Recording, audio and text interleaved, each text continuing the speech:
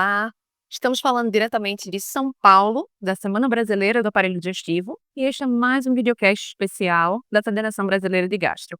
E hoje vamos falar sobre alcoolismo feminino.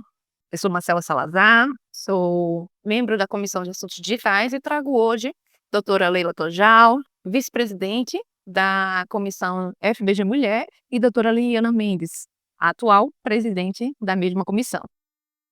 Então, para começar o bate-papo, a gente tem observado realmente um aumento no número, né, na prevalência de mulheres, e principalmente de mulheres jovens, né, com aumento do consumo tanto abusivo como não abusivo de álcool. O que que justificaria essa tendência, esse aumento de tendência? Obrigada, Marcela, pelo convite. Obrigada, STG. Realmente a gente tem observado isso. Se evidencia pela estatística mesmo, que nos últimos 10 anos vem havido esse aumento expressivo, e isso relacionado a esse maior empoderamento feminino, e essa questão cultural da mulher querer se igualar ao homem e você querer viver tanto quanto, né, o sexo oposto, e também com relação a outras características, próprias da mulher, que insere mais em outros ambientes que antes não eram inseridos, e se relaciona também a quadros depressivos, que muitas vezes associados a quadros de ansiedade. Durante a pandemia, a gente teve uma explosão muito grande do alcoolismo, né? Muitas propagandas mostravam uma mulher muito elegante, com um copo, uma taça de vinho, e tomando um drink, e aquilo foi se associando ao alcoolismo, ao status, né, socioeconômico, e aí, a partir daí, esse uso do álcool na mulher foi se propagando. É interessante que o alcoolismo feminino é muitas vezes silencioso, né? É muito mais comum a gente ver homens alcoolistas do que mulheres. Ainda é mais prevalente mesmo, e agradeço a oportunidade, Marcela. Então é muito mais prevalente ainda em homem, mas é importante e significativo esse aumento expressivo aí, de 2010 a 2023, um salto nas mulheres de até 34 anos. Como bem falou a Leila, além dessa questão cultural de se inserir em ambientes antes considerados masculinos, como bares, baladas, eh, essas moças, elas não sabem que a sociedade inteira está desavisada dos riscos do álcool. Então, se você vai comprar uma carteira de cigarro, tem lá uma caveira, tem lá uma pessoa com câncer, e o álcool, existe uma legislação que é proibido a comercialização do álcool no Brasil, nos períodos comerciais de 6 a 21 horas, mas isso acontece para bebidas de teor alcoólico maior do que 13%. Então, como ela falou aqui, a mulher com um vinho, com uma cervejinha, e aquilo dali passa e a propaganda está ali feita. Outra questão também é assim, o que que o Brasil se importa com isso? Se beber, não dirija. Nós temos hoje vários carros, né, comercializando Uber, outras marcas, né? Então as pessoas bebem e vão com um carro não particular, e nada sobre a saúde delas vem desenvolvendo. Uma coisa interessante também que eu lembrei aqui com a fala da Leila é a questão do ciclo menstrual. Então, as mulheres com pré-ovulatórias, ali aumenta estrógeno, e esse pico de estrogênio aí, pré-ovulatório, isso faz com que elas tenham mais consumo de binge drinking, que é importância, né, aquela fissura pelo álcool. E elas também têm mais sensibilidade aos efeitos tóxicos do álcool. Nessa fase. Próxima pergunta. Como é que o álcool interfere no nosso sistema digestivo, diferente aí da população masculina? Isso acontece justamente por características do organismo feminino, né? Às vezes a gente brinca, a gente não pode beber a mesma proporção do homem, não por questões culturais ou nada parecido, é justamente por questões orgânicas, né? O corpo da mulher, ele tem uma maior quantidade de gordura, e por isso você tem uma concentração de algo maior Além disso, a gente tem uma quantidade da álcool-desidrogenase gástrica mais baixa, né, uma ação dessa enzima mais baixa, então maior quantidade de álcool cai na circulação sistêmica. Existem os fatores hormonais, como bem ele falou, que nos favorecem as lesões mais graves, né, as lesões mais intensas no nosso trazendo para a nossa especialidade, para o aparelho digestivo, as lesões hepáticas mais graves, as gástricas, as duodenais, as intestinais, que vão favorecendo a mudanças da microbiota, vão favorecendo a esteatose hepática, a aceleração desse processo entre esteatose e depósito de gordura no fígado, e para a progressão para a cirrose hepática. Então, nós realmente somos mais vulneráveis à ação de álcool, não é uma questão cultural, não é uma questão de afirmação, da mulher. Questão biológica. Tem mais uma coisa também, né, que eu lembrei com essa fala, a questão da menopausa. Então a menopausa, ela também, com a queda dos hormônios esteroides, e a gente tem mais propensão a desenvolver, também câncer de mama, porque quando o álcool é metabolizado, ele vai pela álcool-desidrogenase, como a Leila falou, e a gente tem 60% a menos de álcool-desidrogenase do que os homens.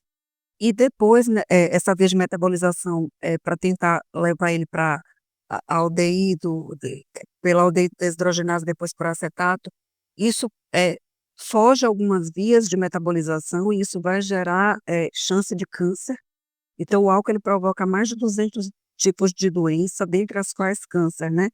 De boca, laringe, esôfago, estômago, né, reto e mama. E a mulher menopausada que bebe, ela está mais exposta a câncer de mama. Isso é muito importante. A menopausa aumenta a chance de câncer de mama nas que bebem. Então a gente tem que alertar isso. E assim, existem projetos de lei para que a saúde feminina atual e álcool possam ser regidas por leis mais rígidas, por campanhas de prevenção, mas isso não sai do papel. Por que que não sai do papel, né? Então, no país que a gente vive, infelizmente, o órgão que faz as pesquisas sobre saúde e álcool, que é o CISA, ele é financiado pela Ambev, ele é financiado pela Heineken. Então, tudo que é contado ali é contado com certo conflito de interesse. Então, qual é o interesse do Brasil em resolver essa pendência, né? Onde que estão as autoridades a ver isso? Porque se a Organização Mundial de Saúde coloca que uma dose padrão de álcool é 10 gramas, se o Ministério da Saúde coloca que 10 gramas é a dose padrão de álcool, por que que o CISA coloca 14? Para que a gente possa dizer, bebam mais tranquilos? Então, isso aí é uma coisa que faz com que responda a sua primeira pergunta lá, por que que as mulheres têm sofrido mais os efeitos do álcool. E existe alguma dose, assim, que ainda é segura? É possível consumir algum teor alcoólico sem se preocupar com esses efeitos adversos? Não existe dose segura de álcool, né, na verdade, mesmo as doses mais baixas, né, abaixo de 14, abaixo de 20, devem ser tomadas, mas assim, com certo cuidado a mais, e aquelas pessoas que são portadoras de outras morbidades, como a doença hepática gordurosa, como cardiopatias, não devem usar nada, né, as doenças pancreáticas também, então, deve ser realmente álcool zero. Essa dose segura, né, que se cobra tanto, que se pede tanto, isso também existe uma tolerância individual, como ele falou anteriormente, é justamente assim, eu não bebo sempre, né, o que diferencia do uso crônico e do uso abusivo esporádico. É importante, Não mas é porque aí você, assim, usa cronicamente, aí você: "Não, mas eu não bebo todos os dias, então eu nunca vou vir a ter um quadro de pancreatite crônica, de hepatite crônica, porque o meu uso só é esporádico", mas muitas vezes esse esporádico ultrapassa essas 4 doses em 2 horas, né, eu tô bebendo uma vez, de vez em quando, essas 4 doses em 2 horas. E esse uso pode favorecer a quadros de pancreatite aguda, a quadros graves de alterações cardiovasculares, a quadros de hepatite. Então essa libação alcoólica, esse exagero do álcool, ele também deve ser proscrito, né. Essa "Não, eu vou para uma farra e vou chutar o balde, beber tudo", isso não deve ser, assim, incentivado.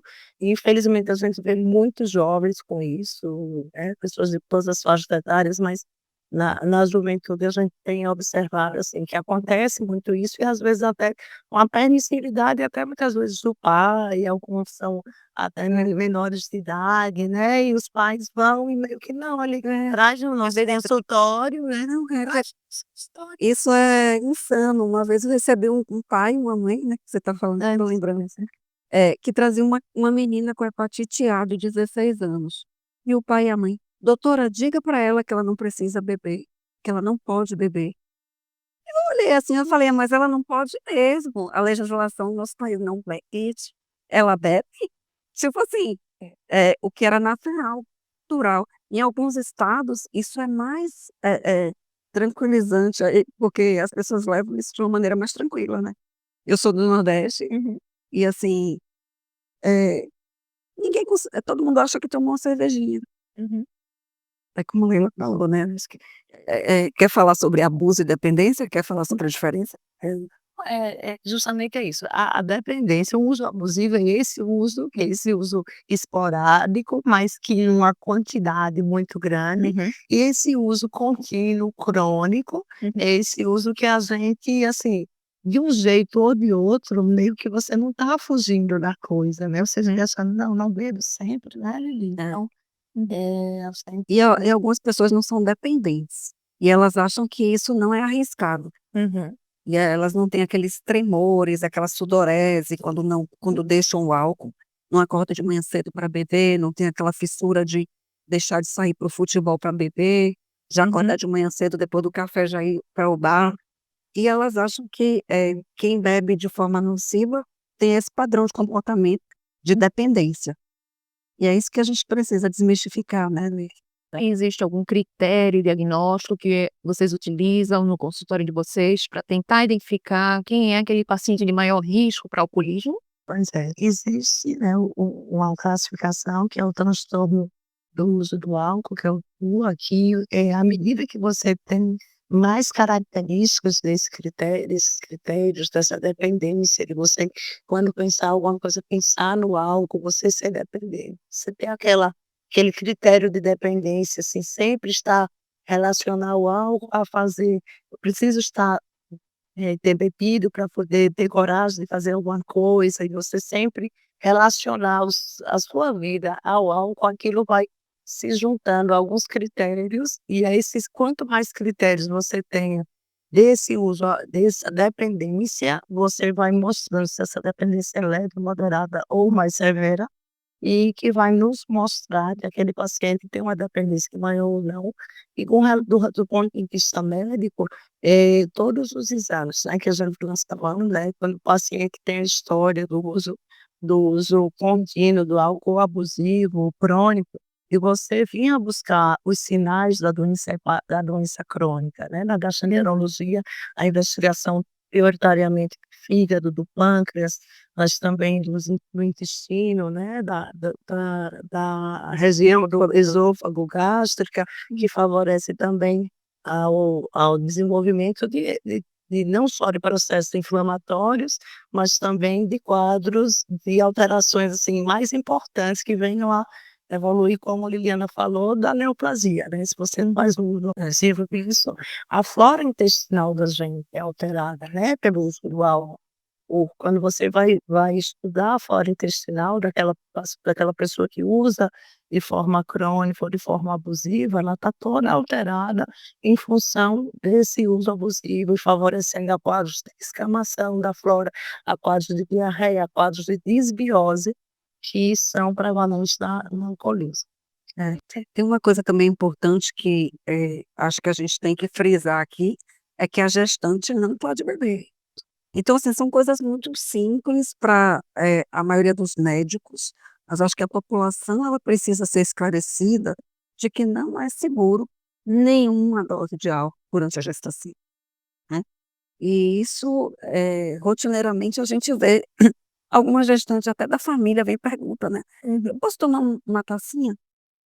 Numa comemoração, né, é bem corriqueira essa. situação. E também tem muitos pacientes, eles ligam pra gente assim: "Posso beber no fim de semana?" Mulheres, né, também, né. "Posso beber hoje? Hoje eu posso beber, é meu aniversário, é o meu não sei o quê." Olha, eu não vou dividir essa culpa com você, porque eu acho assim, você sabe dos riscos, sim, você sabe dos problemas, eh, e essa decisão é sua, mas eu não posso, dividir essa responsabilidade com você. Até o número de mulheres que têm indicação de transplantar órgãos, como transplante hepático, tudo isso está aumentando com relação ao alcoolismo. Então isso é são são fatores, são evidências científicas, evidências, estatísticas que mostram, né, estão aí na sociedade, mas como o Lili falou, né, eu acho que nós enquanto sociedade, né, enquanto Federação Brasileira de Gastroenterologia, temos essa obrigação de levantar essa bandeira em defesa da população, porque a gente não está atrelado a nenhuma empresa fabricante de bebidas, então a gente tem essa autoridade, né, na sociedade para a gente falar isso, expor para que esclarecer realmente a população. Eu acho que a importância aqui desse podcast, a importância é grande, né, a gente tem que divulgar isso ao máximo. E Marcela chamou bem a atenção, assim, que isso é silencioso, né, e juntando o que você falou aí, realmente, né, então a gente tem a mesma pessoa com um grau de complexidade muito grande, que é aquela mulher que bebe, que já está mais susceptível por todas as coisas que a gente comentou aqui, ela também pode ter uma doença hepática gordurosa de causa metabólica, sim, o que faz com que o avanço da doença dela no fígado seja pior. Além do que, né, tem, como a Leila falou, pâncreas, esôfago, estômago, chance de úlcera, chance de hemorragia digestiva, doença do refluxo, né. Então a gente está exposto a todas essas situações. Alguma consideração final para a nossa população feminina? Então gostaria realmente de fazer esse alerta a você, mulher, que não é uma questão de diferença cultural, é uma questão de diferença orgânica mesmo, né, nós temos uma sensibilidade aumentada ao álcool, então assim, procure realmente não ingerir bebida alcoólica, mas se o fizer, que seja com orientação de algum médico gastroenterologista, que vai lhe dizer se você tem alguma doença pré-existente, se você pode esporadicamente usar uma quantidade mínima do álcool, caso você não tenha nenhuma doença crônica. E assim, para a minha mensagem também, complementando aí, é que a gente deve buscar ajuda. Primeira coisa a fazer é reconhecer que existe um uso problemático do álcool, um transtorno, e essa ajuda ela existe. Nós, como Federação Brasileira de Gastroenterologia, FBG Mulher, junto com todas as outras divisões, e essa divisão que é super importante de informar, estamos prontos para te ajudar. Existe uma associação de alcoolismo feminino no Instagram, que é regido pela Grazi Santoro, que são mulheres ex-alcoolistas que se mantêm, saudáveis por escolha e que têm diversas redes de apoio, também para poder cuidar da parte mental. Então sugiro que sigam também o Instagram da @alcoolismo feminino e contem conosco para qualquer situação adicional. Muito obrigada. Finalizamos mais um videocast da Federação Brasileira de Gastro, e este episódio estará disponível no site da própria federação. Obrigada a todos.